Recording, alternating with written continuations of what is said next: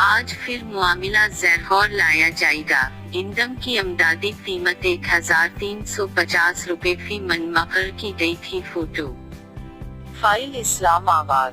वफाकी हुकूमत ने गिंदम की इमदादी कीमत बढ़ाने का फैसला मौजूदा इजाफे पर अख्तिलाफ पैदा होने के बाद मुखर कर दिया। चंद रोज कबल इक्तिसादी राबता कमेटी (ECC) ने गिंदम की इमदादी कीमत में 5 साल के बाद 50 रुपए फी मन इजाफे का फैसला किया था। उस फैसले के बाद कीमत 1300 रुपए से बढ़कर 1350 रुपए फी मन हो जाती। ताहम काश्तकारों के नुमाइंदों ने पैदावारी लागत बढ़ने के बावजूद मौजूदा इजाफे नाकाफी करार दे दिया था। वजारत ग़ज़ाई तहफ़्फ़ुज़ व तहक़ीक़ के एक सीनियर एहलकार के मुताबिक इक़्तिसादी राबता कमेटी आज जुमेरात को फिर उस मामले को ज़ैर लाएगी कि इमदादी कीमत 1350 रुपए ही मुकर्रर की जाए या फिर मजीद बढ़ाकर 1400 रुपए फी मन कर दी